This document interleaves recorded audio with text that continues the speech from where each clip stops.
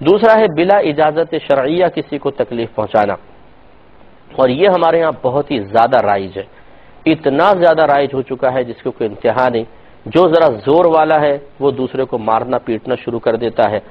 استاد شاگردوں کو مار رہے ہیں۔ یہ اسکول کالجز وغیرہ میں تو اب بہرحال بہت ہی کم ہو گیا ہے، لیکن ہوتا ہے اس میں بھی، مس نے کان موڑ دیے، ٹیچر نے تھپڑ مار دیا، اور بغیر کسی وجہ کے اگر مارا ہے، یا اسٹوڈنٹس کا قصور کم ہے اور ٹیچر نے زیادہ مار دیا ہے، تو وہ کاملیت ایمان والے نہیں رہیں گے، اس لیے کہ انہوں نے بلا ضرورت ایک مسلمان بچے کو اپنے ہاتھ سے تکلیف پہنچائی ہے۔ اس قسم کے لوگ اس میں یقیناً شامل ہوں گے۔ ایسے ہی کسی کو بیجا مقدمات میں پھنسوا دینا، اور یا اس کو معاذ اللہ پولیس کے ذریعے پکڑوا کے ٹارچر کروانا بغیر وجہ کے، حالانکہ حقیقتاً سامنے والا قصوروار نہیں ہے، تو جو اس کا سبب بن رہا ہے وہ بھی کاملیت ایمان و اسلام سے خارج ہو جائے گا۔ اسی طریقے سے شوہر بیوی کو ڈانٹتا ڈپٹتے ہیں یا مار رہا ہے شوہر، اور بات تھوڑی سی ہے لیکن روئی کی طرح دھنک کے رکھ دیا، اس لیے کہ سامنے کمزور مخلوق ہے۔ اسی طرح ماں باپ اپنی اولاد کو اگر بیجا ماریں گے، زیادہ ماریں گے، تو یہ تکلیف پہنچانا بھی ان کو خارج کرے گا کاملیت سے۔ اسی طریقے سے دوست کو مار رہا ہے، تکلیف پہنچا رہا ہے۔ خلاصہ کرام کہ مار کی وہ تمام صورتیں، جسمانی اذیت پہنچانے کی وہ تمام صورتیں جن کی شریعت نے اجازت نہ دی ہو، اس کی وجہ سے انسان کامل نہیں رہتا، ناقص ہو جاتا ہے۔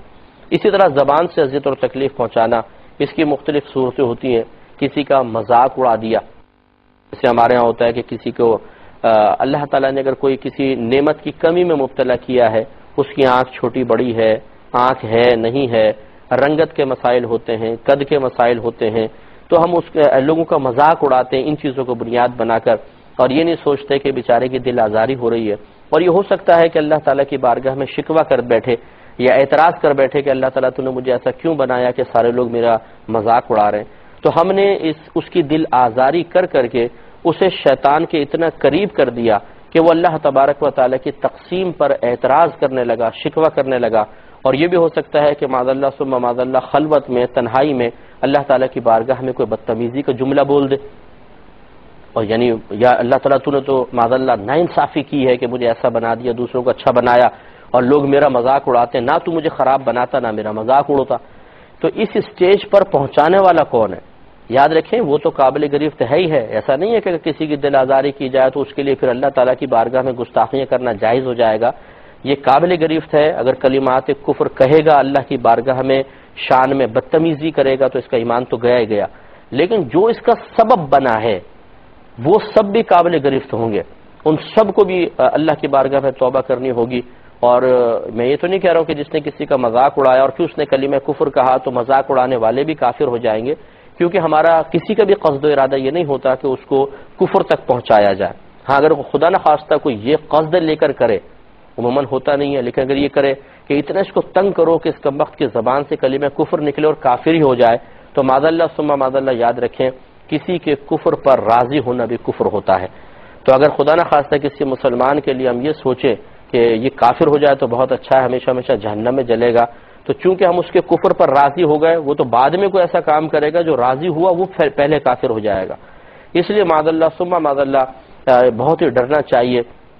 یہ ہو سکتا ہے کہ آپ کسی کے کفر کا سبب بنے اور اللہ تبارک و تعالی آپ سے ناراض ہو کر نفس و شیطان کے مقابلے کے لیے جو قوت درکار ہے، اللہ تعالیٰ اس قوت کو آپ سے چھین لے اور نفس و شیطان کا آپ پر زور آسان ہو جائے اور پھر وہ ہمیں بھی کفر میں مبتلا کر دے۔ تو اس لیے ایک تو یہ کہ کسی کا مذاق نہ اڑائیں، کسی کی دل آزاری کا سبب نہ بنے، خواہ چند یہ اسکول کالجز یونیورسٹیز میں یا جب شادی بیاہ میں یا عید بقرعید پر کچھ کزنس وغیرہ مل کر بیٹھ جاتے ہیں اور اس میں کسی ایک بیچارے کو ٹارگٹ بنا کر اس کو پکڑ کر بٹھا لیتے ہیں اور پھر اس کا مذاق اڑاتے ہیں، یہ سب بالکل سخت ناجائز ہے، اس سے ڈرنا چاہیے، اور جو ایسا کرے گا وہ کامل مومن نہیں رہے گا۔ ایسے بعض اوقات ہم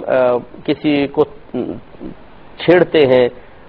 اس کی مطلب اس کے پیچھے بچے لگا دیتے ہیں، جیسے کوئی پاگل ہوتا ہے علاقے کا، یا ہمیں پتہ ہے کہ وہ مطلب تھوڑا سا نفسیاتی سا مریض سا ہے، تو اس کو تھوڑا سا چھیڑیں تو ماں بہن کی گالیاں بکتا ہے، پتھر اٹھا کے مارتا ہے، پیچھے بھاگنا شروع کر دیتا ہے، حالانکہ پاگل نہیں ہے لیکن وہ غصے میں اتنا ایسا سیخ پا ہو جاتا ہے کہ پھر نہیں دیکھتا کہ کیا ہو رہا ہے کیا نہیں، اور اس کی پھر اس حالت کو دیکھ کر بعض لوگ ہنستے ہیں، مذاق اڑاتے ہیں. تو یہ بھی ایک غلط طریقہ ہے کہ اس میں بیچارے کو اذیت ہے، اس کا بلڈ پریشر ہائی ہو رہا ہے، وہ پتھر مارتا ہے، اس کو خود چوٹیں لگ جاتی ہیں، وہ پتھر کسی اور کو جا کے لگ سکتا ہے. یہ سب سخت منع ہوگا. اسی طریقے سے پھر کڈنیپنگ ہے، گن پوائنٹ پر موبائل وغیرہ چھین لینا ہے، یہ سب بھی ہاتھ سے زبان سے تکلیف پہنچانے کے اندر آئے گا. تو خلاصہ کلام یہ ہے کہ نبی کریم صلی اللہ علیہ وسلم اسی طرف اشارہ فرما رہے ہیں کہ جو شخص بلا اجازت شرعیہ اگر کسی مسلمان کو اپنے ہاتھ سے اپنی زبان سے تکلیفیں پہنچاتا ہے تو وہ کبھی بھی کامل مسلمان نہیں رہتا. اور یاد رکھیں جب انسان کاملیت سے ہٹتا ہے، نقص کی طرف آتا ہے، تو پھر یہ نقص گھٹتا نہیں ہے، یہ بڑھتا ہے، کیونکہ نفس و شیطان اسے اور زیادہ پستی کی طرف لے کر جاتے ہیں. یہی وجہ ہے کہ جو اپنی زبان سے لوگوں کو طنز کرتا ہے، تکلیفیں پہنچاتا ہے یا جسمانی اذیتیں دیتا ہے، وہ پھر بہت ہی مشکل ہے کہ وہ ہدایت کی طرف آئے. وہ اس کو چونکہ اس میں مزہ آ رہا ہوتا ہے، وہ اور زیادہ آگے بڑھتا ہے. اسی طریقے سے جو ہماری بہنیں ہمیں سماعت فرما رہی ہیں، ان سے ہماری گزارش ہے کہ یہ عورتوں میں طنز کرنے کی بڑی عادت ہوتی ہے. اتنا زیادہ طنز کریں گی، ایک آئیں گی اس طرف سے ایک طنز مار کے آگے نکل جائیں گی، پھر اس طرف سے آئیں گی ایک طنز کیا آگے نکل گئی. او ہو شکل تو دیکھو بڑی ہور پری بن رہی ہے، کالا رنگ ہے اور میک اپ کیسا کر رکھا ہے، کپڑے تو دیکھو کیسے پہنے ہوئے ہیں. ایسے سے طنز کریں گی، شادی بیاہ کے اندر آتے جاتے بیچارہ دوسرا کا ایک دم دل توڑ کر رکھ دیتی ہے. اور اسی طرح جو ساسیں ہیں یہ نندوں پہ طنز کرتی ہیں، ساسیں بہوؤں کے اوپر کر رہی ہیں، بہو ساس کے اوپر طنز کر رہی ہے، نندوں پہ کر رہی ہے. یہ سلسلہ بہت ہی خطرناک ہے. طنز سے بھی بڑی دل آزاریاں ہوتی ہیں، یا ویسے ہی مطلب ایک دوسرے کے شکایتیں کرنا اور شکایت کر کے کسی کو بھڑکا دینا کسی کے خلاف، یہ بھی زبان سے تکلیف پہنچانے کے زمرے میں ہی آئے گا. جیسے ماں نے بیٹے کو بھڑکا دیا، وہ بہو پہ گرم ہو گیا اپنی بیوی پر، یا بیوی نے شوہر کا ذہن خراب کر دیا، وہ اپنے بہنوں بھائیوں اور ماں کے خلاف ہو گیا. ان تمام چیزوں پہ غور و تفکر کرنے کی ضرورت ہے. اگر ہم نبی کریم صلی اللہ علیہ وسلم کے بتائے ہوئے اصولوں پر چلیں اور آپ کی بتائی ہوئی اچھی خصلتوں کو اختیار کرنے کی کوشش کریں تو بے شمار ہمارے درمیان پیدا ہونے والی خرابیاں دم توڑ سکتی ہیں، پیار و محبت کا ماحول ہو سکتا ہے. مثلا اسی حدیث کو لے لیں کہ جب ہمارے نبی کریم صلی اللہ علیہ وسلم نے بیان فرما دیا کہ کامل مسلمان وہ ہے جس کی زبان اور ہاتھ سے دوسرے مسلمان محفوظ رہے، تو سب سے پہلے ہم اپنا محاسبہ کر لیں کہ میں اپنی زبان سے کسی کو مسلسل تکلیف تو نہیں دیتا ہوں، ہاتھ سے یا کسی اور ذریعے سے باعث تکلیف تو نہیں بنتا ہوں، اور وہ بھی اس طرح کے شریعت نے اجازت بھی نہیں دی. اگر ایسا ہے تو فوراً پہلے